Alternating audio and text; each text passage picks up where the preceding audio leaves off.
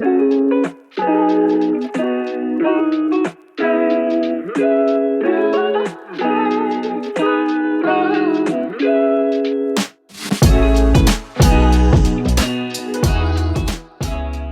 hello everyone, and welcome back to the CQQC podcast. My name is Gabe, and I'm joined with my co-hosts Bryan and Nate as always. And boys, we are back for the last episode of season 2, wrapping it up here with the MLQ Championship wrap-up. What a weekend of Quidditch it was! Super entertaining, super exciting, both for the league as well as Quidditch in general in North America. And yeah, so last episode here, boys. Overall thoughts on the weekend. Overall thoughts on championship, how the event went. It's good. Quidditch happened. People from all over came. I was working, unfortunately, but I found a way to watch almost as much as I could. Streams were great beyond a couple hiccups at the beginning, but honestly, seeing Quidditch at like an elevated angle always just makes me happy. Like, it's just like, please let this be standard from now on. Yeah. Overall, it's pretty good. Like, there wasn't too many hiccups, as you mentioned, Bryan, in the live stream. I think there was only like a couple delays due to like injury or something like that throughout the whole weekend, but overall, like, they stayed pretty close to schedule. That was good. Maryland looked nice. Yeah, there was actually a lot of like rain delays too. I thought that was really interesting. It was like 2 or 3 of like the lightning delays or whatever. I was like, wow. They had like the sirens going. And I was like, what is this? The Purge? It was kind of like, whoa. But yeah, overall, pretty good. I would say. So quickly, want to do some quick shout outs here. So obviously, congratulations to our 2021, well, ours, but MLQ's 2021 champions, the Austin Outlaws. Bryan was rocking the jersey. The last episode. So yeah, they took the final series against New York, 2-0, which we'll get to later on. And then we also want to quickly congratulate the MVPs for the season. So in the East, we had JC Irving Sebia from New York. Great season from him. Huge part of the New York sort of run, both in the season and as well as the championship weekend. Just coming up a little bit short, but overall it was fantastic, I thought, especially in the weekend as well. And then North, we had April Grabner from Minneapolis, a beater. I'm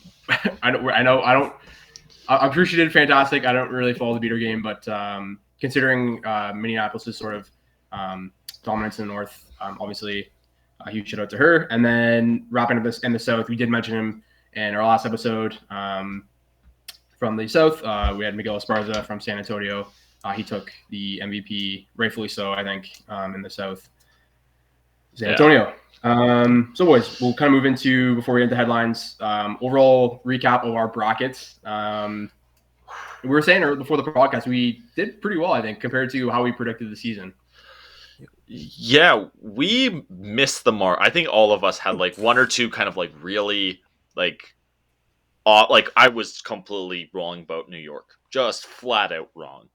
I don't know about you two guys off the top of your head, but like, you know, it's this whole season. Things happen. We didn't know about this or that. We hit the mark. Like, we knew our stuff going in. Like, we got both of the like bracket, like play-in bracket teams like spot on. Yep. Gabe, you had them just like opposite order, but even like going through I should have submitted the there was a bracket challenge and I just ran out of time to do it. I think if all 3 of us had did it, each of us would have been like top 5. We hit the mark on everything. Like, I think the only like, I guess, mistake you could call it that I made in the winners play-in and the losers play-in was just KC not advancing against Cleveland because they forfeited that game. But that was besides that, everything else was dead on in terms of who won the winners bracket, who won the losers, and like all the other games. Yeah, I think the KC thing, that's a whole anomaly that you can't really you can't really assume, right? Like, who knows what could have happened. But yeah, beyond that, like, almost every game, like, we had the right guess, and it was just like, oh, cool, yep, going exactly the plan, and then the play-ins happened. I think we all kind of even had that pretty much spot on, even like 2-0, 2-1, whatever the scores were for the most part. So yeah, good job, guys. It was pretty unfortunate for Kansas City. We have it in the headlines here, but it's a good segue actually into our first point of the headlines, because what it did provide us with, though, was a fantastic sort of mini rivalry going on there between League City and Cleveland. And I think it was you, Bryan, that actually mentioned it before. Like, I think it was off the air, but You had said that someone had made a hot take that Cleveland would win more games combined than all the North altogether, which means that it would have been Detroit and Indy, Indy. Indy and Mini. And the Mini as well. Yeah, sorry. Yeah. So 4 teams there. So 3. Well, I guess if you include Cleveland. But yeah, so combined having more wins, and it actually ended up happening. I mean, unfortunately, because of the KC forfeited win. But regardless, I thought overall Cleveland was out of some of like the lower ranked teams. I thought they were fantastic over the weekend. And honestly, that second game against League City, I thought they had. Yeah. So I think a couple points to it though. Like I'm gonna give a lot of props to Cleveland for what happened. I'm gonna point out a couple things at the same time. So the second game against League City that they almost took, they're facing a League City team that just had to play right before, and they got a rest because Kansas City forfeit and all. That's where their win came from. So if we're counting that win, yeah, that a hot take. I don't remember who posted, but spot on, crazy. At the same time, though, they showed up and didn't have Ben Strauss, who's their head coach, and I'd say probably one of the best players in the entire North Division, and still balled out. Like, I 100% respect Cleveland's like appearance here. They showed their team, like that, no doubt in my mind. I'm like, yeah, total. Maybe not surprised is the best word, but like, yeah, they did great, absolutely great. Yeah, with the amount of like parity in the regular season, like I wasn't surprised if they'd like come out and beat Lake City in their first game or anything like that. Like I feel like any game was like it's basically up for grabs. Like whoever's gonna win is gonna win it. And it wouldn't be really a surprise. Well, they came in and they had like we talked about before in our like predictions and all that. No team went undefeated. No team went winless. Cleveland had a win, and it wasn't against Detroit, who was number 3. It wasn't against Indianapolis, who was number 2. It was against Minnesota. They could upset, and they showed they have that ability. Like, they're right there competing against League City, like, 2 times in a row. They kind of, like, it kind of trailed off near the end of the first game, but heck, they were there. They showed up. Yeah, for sure. It was honestly like especially that second game, like I was saying, like they did catch a snitch in that game. It was literally down to the wire. I'm pretty sure it was like the next goal wins in the final of that game. So in terms of like entertainment value, I'd argue is one of the most entertaining games of the weekend, honestly. So shout out to Cleveland. Shout out to the team. It'd be interesting to see how they do next year. I don't remember what their team was like last year, so I don't know what sort of carryover they had in terms of sort of building a program there. But definitely a team to watch in the North. Team you guys are gonna have to watch out for there, Bryan, with the Raiders. But before we're gonna move on here, though, I do want to touch quickly on sort of overall thoughts or impressions on the North in general. Obviously, Minneapolis definitely dealing with it in terms of Boston. Not sure how they feel about their choice in picking Boston after the sort of the weekend, but just want to kind of get your guys' thoughts on how you thought the North did overall. So we had Mini as well as Indy kind of taken to meet against San Antonio as well. I think they just had like bad matchups in the sense where they were not the favorite to win their matchup. Of course, like they could win the series and like steal a game or two, but I believe both series went 2-0 with Boston and Mini, and then San Antonio Indy. So kind of just like, I don't know, with the way that the cards were set and Mini did pick their matchup, I just felt like it would have been more of an upset if both those teams won their series or their matchup. Compared to like Boston and San Antonio. So, of course, like in our predictions too, we have both had both series going 2-0 sweeps. So that was kind of like the unanimous, perspective to take, that they would probably have like a tough showing against both teams. So I wasn't too like upset the fact that they didn't get as many wins because their matchups weren't the easiest. Yeah, I agree and kind of disagree. Like they chose their matchup, and I think even if you reverse it, I don't think there would have been much of a difference, right?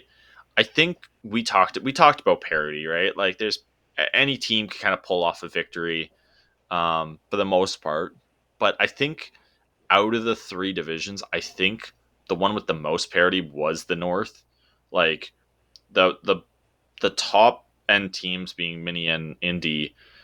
Like Indy took a big step back, Mini took a big step forward, and I think we saw that, right? They changed spots pretty convincingly.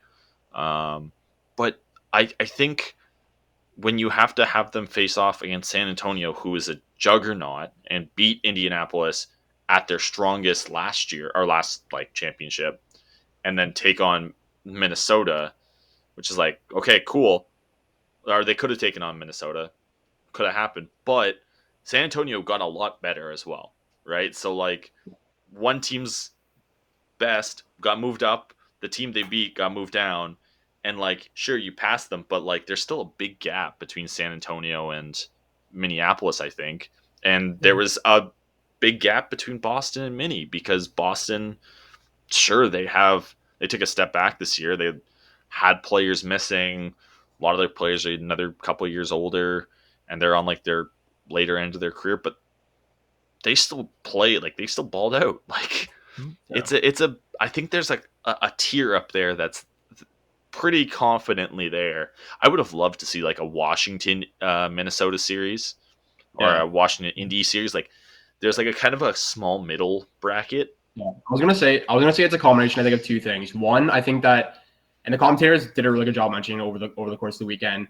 I think this weekend really showed sort of the not that the North is like there is amazing Quidditch in the North. Don't get me wrong, but I just think that like there's levels to it. Like I think, like especially in the East, what we saw in the East this year, like the competition in the East is just insane. Like it's you're constantly playing at that top level. A lot of like, and that Boston series, for example, they were saying like it's basically just like the U.S. national team. Like it's just every player is like has either was on the team or has like experience within the academy, like the development academy. Like they just had so much talent in both teams there. Like and when you're playing against those teams constantly within the league or within your division, and then you go to championship weekend, it's like you're already sort of primed, ready to go. Whereas like Minneapolis, like not that they didn't play great teams, but I feel like their big game was against Indianapolis. And again, like yes, there was parity in the North, but I think that's because some of the lower teams are stepping up. And sort of like to build on that point, I think also my take was on Minneapolis is I feel like Minneapolis is where New York was a few years ago. Like they're kind of going through those growing pains. They're developing. They're sort of like developing the program. It's still a relatively new program. Like this is what their second full year. Second full year. So like they're I mean they've taken leaps and bounds considering they're an expansion franchise. But I honestly think that the next couple of years, assuming that Minnie's able to build a program and not take any huge steps back, they'll be sort of where New York is right now, or they're on the cusp. And like you said, I was going to say that exact same point. I think a mini Washington series would be fantastic. Yeah. But I think, again, assuming that I feel like Washington is one of those teams that's just been all over the place. Like they were a few years ago, they were sort of below expectations. This year, they were kind of like if not at expectation, above expectation slightly, just because of how like the sort of players have been able to sort of build up there. But yeah, I agree. I think that for my opinion is that Mini is just sort of growing pains, sort of where New York was a couple years ago. They have the talent, they're just not kind of at that level yet. But you know, it's an interesting point you make, Bryan. Like there is definitely like a hierarchy to the league in terms of levels, and I think that Mini is just that one step below, sort of with Washington. There's a core four. I'll say the core four, who's the same four teams that made semifinals the last two championships. Like, and I love the point of like, hey, look at the national team. Like when me and Nate were playing in Pan Am's, I remember a lot of that team, and we'll kind of get into it when we touch more about like Austin. But like, if they showed pictures of like, oh, here's all the players who are playing MLQ on national team, and they showed a West picture, they showed an East picture, and they showed a third picture. It wasn't the North. They showed a player from the West. And it was I can't remember her name. She's a seeker.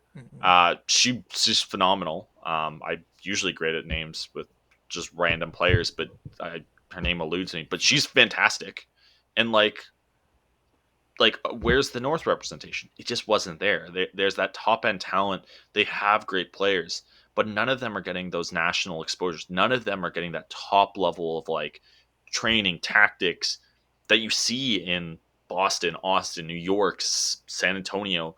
Like they don't have a ton of. I think Ryan Naraki, I think it's Hallie Pace, is like one of their female beaters, and Miguel Esparza, like three top tier talents, and they have a bunch of Luke Langlanais, Connor McIntyre, like they have young stars who are legitimately competing for national team spots. The North doesn't. So maybe there's that. So we'll see what happens in the future. Yeah, it's definitely interesting. We'll see what sort of happens with the North. I think it'll be interesting, especially when you get you guys out in the Raiders, and hopefully, fingers crossed, next year.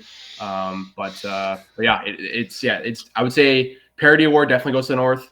But necessarily strongest division doesn't necessarily go to them. But yeah, we'll see what happens. I think overall it was a I don't say disappointing, but it was maybe a little bit disheartening sort of rally check maybe for the North Division in terms of where they are compared to some of the, top teams, like the core four, as you kind of put it, Bryan. But anyway, so switching gears, we'll kind of move into the East End now. And we're slowly talking a little bit about there, but Boston. So obviously, great first series there against Minneapolis, and then the wheels sort of, I don't say fall off, but I think against Austin is where we really started to see kind of even levels between the core four and the top two. Yeah, I think I might have mentioned this in the recaps because there's so much to talk about there, but like Boston did great this season. They lost against New York, sure, and they got you know what, they had a weird season. Like I can't even say great because like they 8-4, better than what Raiders did in our first year. Like still a winning record, still great, but like they lost 2 series. That just flat out they lost 2 series. I wouldn't have put money on that. Even like as a fun betting person, I'll be like, nah, it's not a good bet. But like they had a lot of missing players. Like Lulu Zoo, I don't believe was at championships. Leanne Dillman was in and out of lineup, I think. Aaron McCready, who was great Canadian beater that we all know, she was there for some of the season, I think. Like they were missing. She was there. She didn't play as much as I was honestly, and I don't know. I like I said, I don't really know much about the beater game, but I didn't see her very much, to be honest, and especially in the Austin series. Well, like and but like even throughout the season, right? Like they just had a theme of missing players. Yeah. Like so, it's hard to build that cohesion and like have those kind of like high performance lines go like putting in work and knowing exactly how to like execute. It takes time to develop that, and they didn't really get that time in the regular season. So yeah, it's hard to work out kinks against some of the best teams on the planet, realistically. So yeah, it's tough. It's tough to see. I will say though, Quaffle looks great though. Yeah, I don't know. Like, I think that's a good way of putting it. It was an interesting season for Boston. Obviously, in the first game, especially when they put against Austin, they were down by like I want to say like 40 or 50 or 60 or it was something crazy. They called a timeout, and then it was a huge change. And part of that change was the sub of Skura on Ian Skura, my keeper, instead of Archibald. I don't know. I wrote down here that, like Archibald versus Skura. I think that sort of having Skura in that game, I don't say change the game, but it kind of did change the game. Like he scored, I think he had 2 or 3 goals in that run. He was on fire, and then they subbed him off, put Archibald back on, and it didn't change the game, but there was just a noticeable shift in terms of like the sort of the speed of the game, and I don't know. Is there a change of guard there in terms of starting keeper position there? I don't know. What do you guys think? Like I just think like in the game, like game to game, like a lot of things can happen, and like you kind of have to like ride the hot hand in the game. So of course, if Skura is like scoring goal after goal, like it's best to like have him kind of be like that number one in that game at least, even if he is like the second string to Archibald. But also like it depends too on the matchup. Like if he's a better keeper in the series versus Austin, you kind of want to go with him to kind of be the starter, and then let's say in the mini series before, like Archibald was doing his thing, then you kind of can like go ahead with that. But I feel like, especially like in it is a series, but like in a playoff bracket, you kind of just got to go with the hot hand game to game, see what's going on the pitch, and kind of strategize your game towards that. It's not always just like going for the person with the most experience or like the biggest name on the team. Yeah, I think maybe like I don't remember the Boston mini series as much as I did as some of the other games, but like maybe mini game plan for Jake more. I honestly don't know. Like we weren't there, but like I still would say Jake Archibald's probably the better player. I think that's a not a Yeah, crazy hot I think take. it's also what Nate was saying. I think it's That just riding the hot hand kind of thing, right? yeah, Skur was killing it. So yeah, I wouldn't like I wouldn't doubt like, hey, let's go with Skur. Like play him. Yeah. If he's scoring goals and like stopping them, unless he gets tired, why change it, right? Mhm. Like that if he's doing good, keep it going. Maybe it was a line mate thing, maybe it was a systems thing. I don't know, but yeah, it was a very another just weird, funky thing of like, hey, one of the top players in the world, let's put in our second string guy against the same defense, and the second string guy just works way better. Like it wasn't like, oh, I scored 2 goals compared to 1. Like it was like he got a hat trick in a shift, I think. Like fuck. Yeah, Yeah, there was a there's lot of questionable. I'm trying to think of what else happened that we were talking in the chat, but like there was something else they had done where it's just like I don't know it was like why. snitch on pitch, and like they were just passing the ball around in the offensive zone, not trying to Yeah. score. But it's like score the ball when you have Yeah, like the open shot. Because the worst thing is you don't score, which was what happened. They had the ball turned over. It's like you could at least got yourself 10 points, which I mean at that point in the game, it's still a difference. So like take the goal if it's there.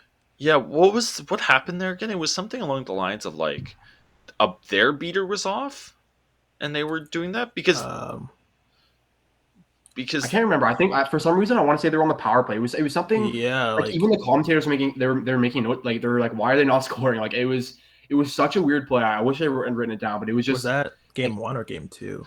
I'm trying to remember which one. I don't remember, but yeah, I just remember some like funky stuff happening of questioning Right, like go back in the chat so I can find it. What happened? Because like it was just it was so bizarre. I think it definitely was snitch on pitch at the time, so I think the beaters were focused on the seekers, but they were definitely down, so they were trying to catch the snitch, but at the same time they didn't want to give up the ball, so then Austin can kind of like go back and score, because at that point they were going back and forth with the scoring, so it's kind of just trading goal for goal. So like I guess to slow down the goals being let in due to quaffle scores or goals, then they kind of wanted, or they're kind of hoping that they could have caught the snitch first, get close in the game, and then go back to the chaser game. But yeah, just I once again they're being coached by some of the best players in the world, so maybe they had something in mind. We don't know, but it seems as a viewer, and like we're not like new Quidditch players by any means. We're all fairly experienced, right? But like yeah, it's just very like, oh, okay, what's like the conventional Quidditch wisdom? Like, what's the reason to go against it here? Like, it just, yeah. Because if they're trying to like kill off the clock in a sense, like not giving Austin less opportunity to score, because they're scoring and then they get the ball right back, then it makes sense to like kill the clock a bit passing around. But like if you're like by the hoops and there's no one there going to score it, go back on defense, get the stop, and then go back on offense again, instead of just maybe wasting your offensive opportunities so they cannot get offensive opportunities themselves. But it was just weird. Yeah. But I'm just trying to read through the track here. I can't quite find it. I think it was just that they were. This was in game 2. I'm pretty sure game 1 was a little bit closer than I think we were kind of giving Boston credit for there. But I should check the scores as well. Maybe it was 135-50 for Austin in game 2. So without the catch, and assume they probably scored after. Yeah, they went on a bit of a run, I think, in that last stretch, if I'm not mistaken. So yeah, it would have been game 2, because game 2 is 135-50. Right? Yeah, so I think they were banking on getting the catch themselves, bringing them closer, and then going back to the quaffle game. So until the catch happened, they kind of just limited the amount of chances Austin would have had to score with the quaffle, because there was a lot of just back and forth. Like one team scored, the other team scored right back. And yeah, it was definitely interesting. And the other thing I also want to point out as well was Fenning. I thought that Fenning in that like last stretch, just like the passes, like in terms of like his passes, and he was also a little bit. I feel like he was just less aggressive. Like I think it was the mini. Obviously, it would have been the mini game, but he was so dominant in that game. And that was part of the reason why I think Boston just completely outclassed Mini. They had so much depth that Mini just couldn't keep up. And then in that Austin series, it just seemed that. Well, I mean, first of all, Boston shortened their bench like crazy. I think Archibald and was Archibald, Costa, Greenhouse. can't remember the Greenhouse, other chaser was. Yeah. But yeah, it was like they were on for probably the first like 5 minutes of the game. Or it was something crazy like that. Like and then when like Fenning and Fenning went on, it was, I guess it would have been Fenning then, right? I assume, yeah. Mm-hmm. Yeah, it was just, I don't know. It was, yeah, it's kind of one of those things where it's, I mean, he had a great weekend regardless. It was just like in those key moments, it just seemed like their key players were just like slipping up a little bit. I mean, it's easy to say like, oh yeah, like they weren't playing that well. I mean, it was a long weekend. I'm sure it was a lot of footage, but it was just, yeah, I feel like that was a huge turning point for them as well. Like there was one point in particular, it was also Augustine Monroe, who he just like completely stripped Fenning. He had no idea he was there, and Monroe just stripped him from it. So it was, yeah, it's kind of one of those things where it's sometimes you just have to tip your hat to the team, and I think Austin, I don't want to say outclassed Boston, but I think that a combination between not having some other key players there and just Austin was a little bit above them in terms of skill. I just think that that was the difference, I guess. Do we want to move into the champs and talk about them for a little bit? Let's do it. Yeah. So what do we think? I mean, we mentioned it before, but they topped the South. Obviously, would have loved to see the grudge match between San Antonio and Austin, that game 3 there. But yeah, overall thoughts on sort of how they did, especially in that New York series in the final. Thoughts on the weekend for them? I don't think New York played poor necessarily in the finals because the scores show like they got dominated. I feel like the game scores were closer than they actually appear, like in terms of the actual game play. Austin just made less mistakes and capitalized on their chances, and they just kind of showed how they are still like the best team in the league, dominant team, as great as New York season was. I guess also too, it just comes down to matchups and how they fare series to series. And yeah, I was a bit disappointed to not see New York at least get one win, like they did the last championships. Because I did bet on them going 2-1, but of course they got swept. So yeah, I was a bit disappointed in that, but you got to tip your hat to Austin because they basically played the way that everyone would have expected them to play, I guess. I'm gonna say flat out, I wasn't surprised once I saw them step on the field. I wasn't surprised because I started seeing names that gave me like flashbacks of Pan Ams, because like they had players that were at this championship 2021 that were at 2019 Pan Ams but weren't at 2019 championships. So like Andrew Axtell, Sam Hamowitz, I think it's Bailey Fields. I think she's a female beater for Austin. Two of the best young players in college before like COVID hit in Casey Beavers and Joshua Jackson, which is like the third Jackson they have now on a team, which is just confusing. They all got added to that like same team that lost like 2 or 3 like decent players. Like you solidified just a wrecking ball of an offense, and their beater depth really didn't take that much of a hit. Like it's so hard to compete against some of the national team players because they have so much skill and experience and know how to do little things that like we can't think of. But like when you take that and you're like, hey, I'm gonna sprinkle on another national team player, and here's another one, and here's another beater. Like, oh, you want a rookie of the year player? Here, have 2. Like, yeah, just like it's unbelievable. Like they showed like, yeah, I totally think Boston deserved to win 2019. You play with who shows up, but I think it does feel like a bit of a blip on a radar. Like it happened. If this stays the way it's going in the next couple of years, I think Austin will take it again 2022 and 2023. Unless something insurmountable happens. Maybe they lose Augie, maybe that'll be a big hit, but yeah. Jeez. Yeah, because I did ask you about that. I'm not really sure how old he is, but I mean he's been there for a while now.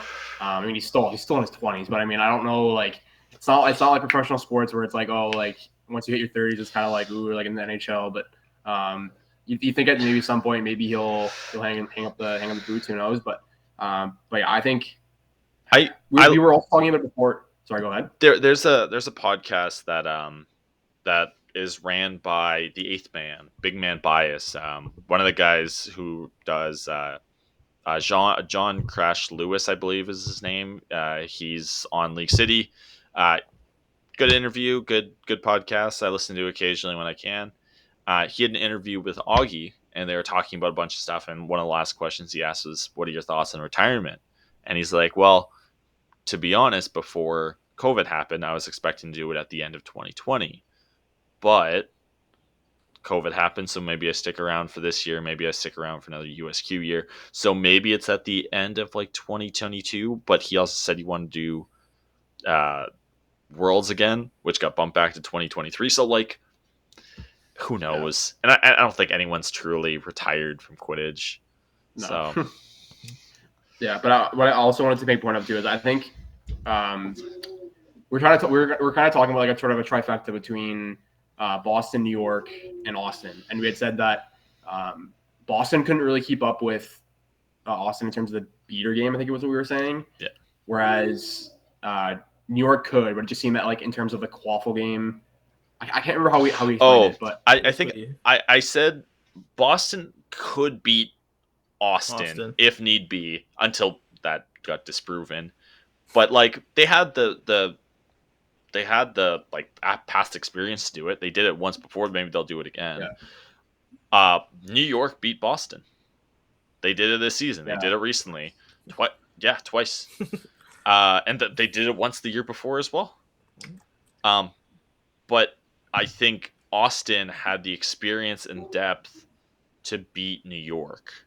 So like it kind of depended on what was going to happen in that semifinal between Boston and Austin. And I think with Austin winning, they kind of clinched their championship there, but they had to play and they took it from there after.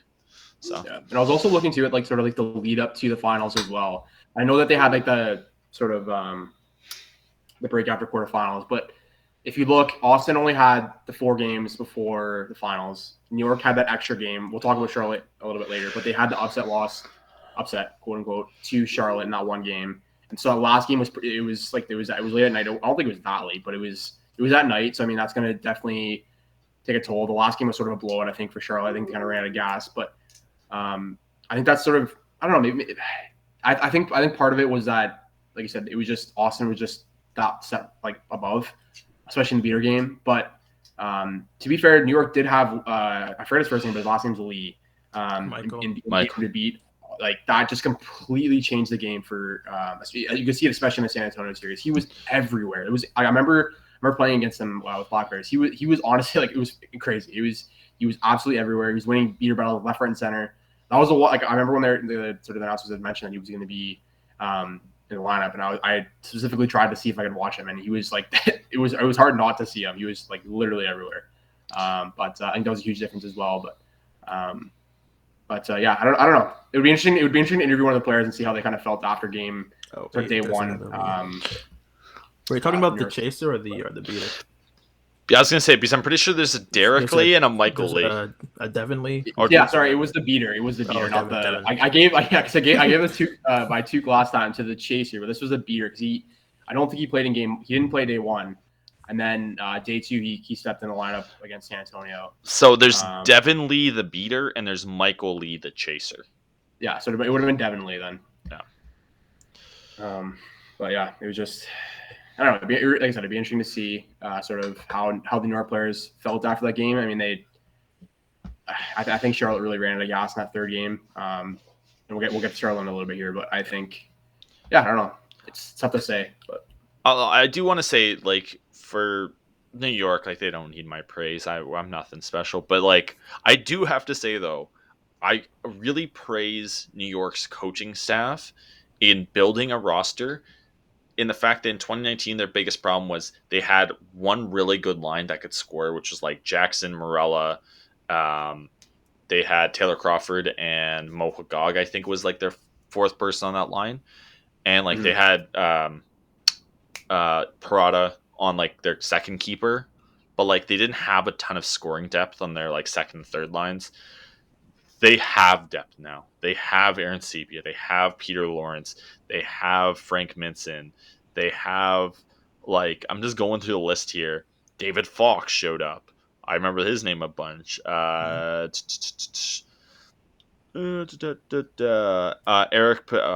Pegaduoa, I believe I pronounced that right. Michael Lee. Molly Potter was great. Like, they have people now to fill out a roster. They just need to kind of find a system that works for them to play and possibly beat Austin next time. So a great adjustment from the last MLQ series, I would say, or season, I would say. Yeah. So I made a point here to quickly touch on New York as well. So I know Nate and I said that this would have been the year. Do we think next year's the year? I know that I'd also mentioned before in terms of like the growing pains. Obviously, they took the division this year, first time in history. This is their second time in a final. Obviously, the first one was in the inaugural year, I believe. But is next year the year? I don't know. It's really interesting because obviously the East is arguably one of the strongest divisions in MLQ. We'll see what happens in terms of expansion with Charlotte staying, if they stay, whatnot. But what do you think? Do you think next year will be the year, or do you think they might kind of deal with a resurgence of Boston? Who knows? Like, I feel like in terms of like overall like championship, like related to like the NHL, like Tampa Bay Lightning, they'll always be the favorite every year until they lose. So it's kind of like that with Quidditch, where Austin will always be the favorite to win until like on paper they're not, or until on the pitch they show that they're not. But in terms of like the Eastern Division, like Boston, like Bryan mentioned, like they didn't have their full roster at like one particular point throughout the whole season. So until we can like see them on like their full roster on paper, play against New York, play against Washington, and see how the outcomes of those series are, you kind of still, you can't really say like it's they lost the division. It's New York's kind of to like maintain as like the head of the division. So I feel like it'll be maybe a similar fight again next year, where you have Washington, if they continue to get better, New York and Boston kind of battle out for the top three, and see how that goes. Yeah, I think New York probably has the division again, maybe. I think they're young enough. Like, I think Boston's a little on the older side. They have like really old talent and really young talent, so like that's gonna be interesting for Boston. I think New York's like middle to older talent, so like they maybe have another year of really like holding that crown for the East. Will they take it all? I think it's too early to know, because you don't know what's going to happen with injuries, retirements, new people coming in and showing out. But like, I think they're definitely going to be like closer to one than two. I'd say closer to one than three. Like, I don't see them dropping off in any way, like hugely. Maybe Boston comes back strong, but I think I would put pretty safe money on New York taking number one again. Yeah. Yes, fair enough. So yeah, I guess we'll wrap up the East then here. This is kind of starting to turn into an East show, but wrapping up with Charlotte, I guess. And I don't really know what to say with Charlotte other than the Ryan Davis show, but I don't know, what do you guys think of how Charlotte sort of fared over the weekend? I'm really proud of Charlotte. I'll say that. Like, they did great. They came in, they showed out, they played well, they played a great style of Quidditch that was fun and like exciting and physical and skillful, and like they just well rounded. And Ryan Davis, just a monster. Absolutely. Like, there needs to be a Seeker of the Year award. Ryan Davis deserves this year's for MLQ. Like, just flat out, he killed it. Yeah, they beat my expectations. Like, I didn't have them coming out of the losers bracket or the winners bracket, so it was nice to see them make it to like the championship bracket and kind of see how far they could go with that in their first year. Of course, I guess we'll touch on their game one win against New York, but for me, it definitely surpassed expectations. Although I wasn't necessarily surprised that they were playing that well. Good for them in their inaugural season. Yeah, I completely forgot they took a game off New York as well, which was crazy. Yeah, that was the only series in the quarterfinals, I believe, that went to 3 3 games. So, yeah, it was a super exciting game to watch. Again, it was a Ryan Davis show. I'm pretty sure he got the finish in that game as well. But yeah, it was just yeah. I honestly like I said, I think Charlotte really ran out of gas in that last game against New York. I think that was the only sort of, I don't say only because obviously New York is a little bit, there's levels to this as they say, but yeah, I just think that Charlotte just kind of ran out of gas a little bit in the last game. But overall, like I said, super exciting footage to watch.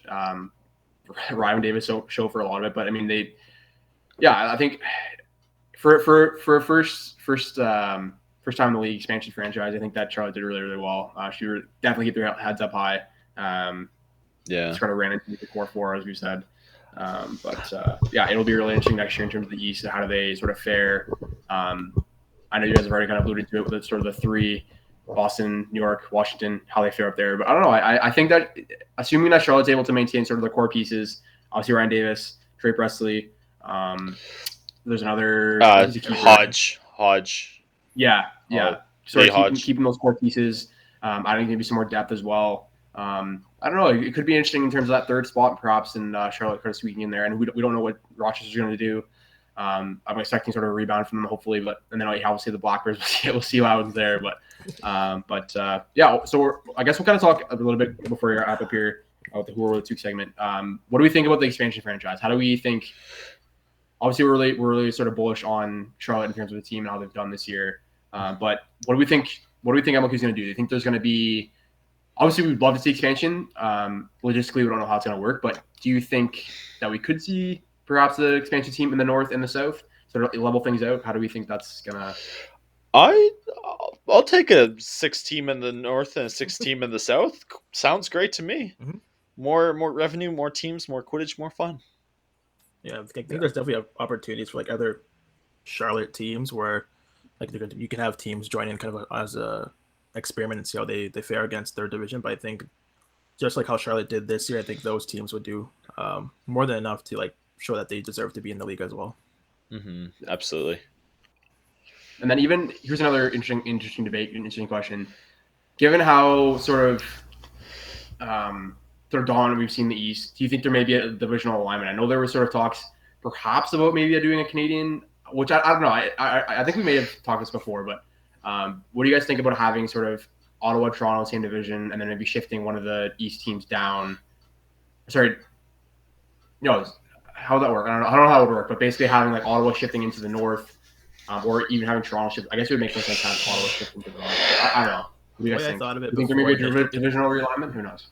I think that'd be a good idea if you want to have like that Canadian rivalry during like the season, playing in the same division. But I remember like when initially Toronto came into the league before Charlotte existed, I kind of preferred if it was like Rochester staying in the North and then Toronto coming to the East.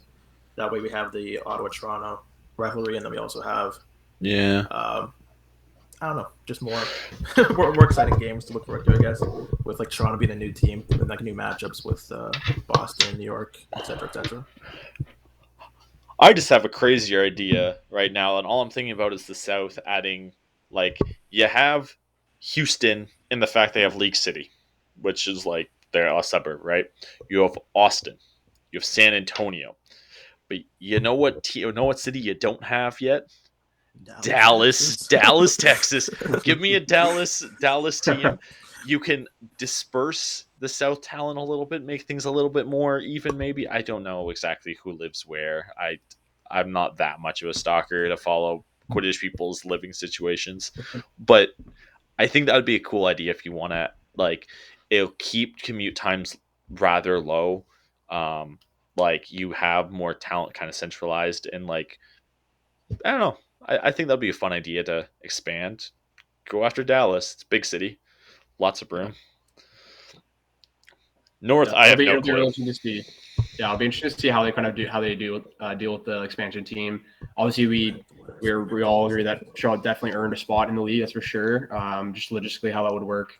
I don't know. It's going to be really interesting to see how if they add our teams or how they. I know we were talking with. His name's slipping right now. jersey guy. Nick. Yeah, sorry, Nick. Talking about sort of changes to jerseys and whatnot. Who knows? Maybe there'll be an additional jersey that he'll have to design. We'll see. I think we'll kind of wrap it up there with sort of the MLQ Championship weekend. We just want to thank MLQ especially for it. Honestly, it was a fantastic weekend. It was just Quidditch was fantastic to watch. The streams were top notch. I think commentary was fantastic as well.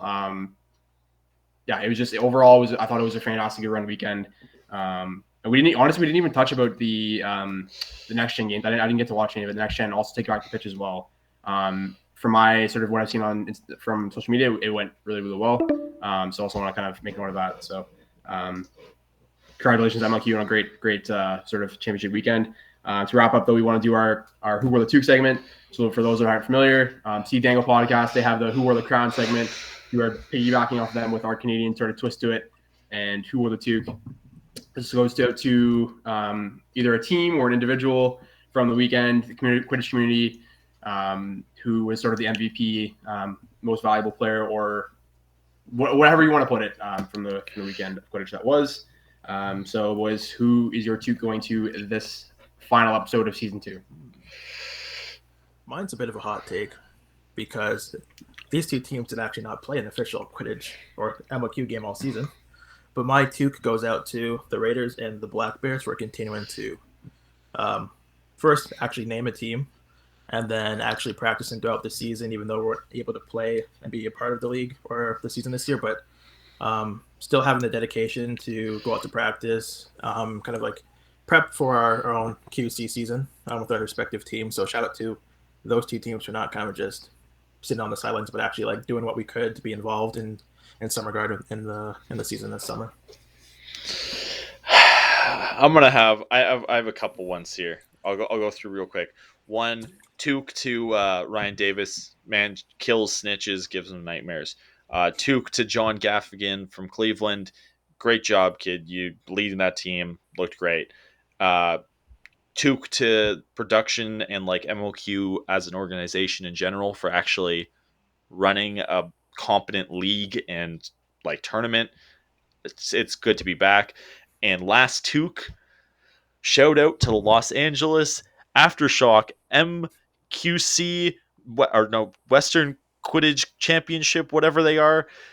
Shout out to you guys. You guys won. I'm sad Northern Lights didn't win, which is like the semi-Canadian team / whoever else team. But there was another tournament that happened. It exists.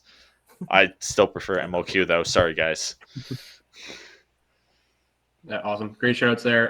My toque's going to go out to the co-commissioners of the league, both Ethan Sturm, who there was someone that posted a really funny TikTok of him kind of being everywhere. Did a fantastic job, obviously, with the commentating, but he just he was everywhere, as well as Amanda Dallas. I thought she did a fantastic job in terms of sort of engaging people on social media. Sort of great job behind the scenes as well. Together, they were a fantastic team. Overall, it was just a great run weekend. Huge shout out to the rest of the MLQ team, production team, like you said, Bryan, and just overall, it was just fantastic weekend. It was great for the sport.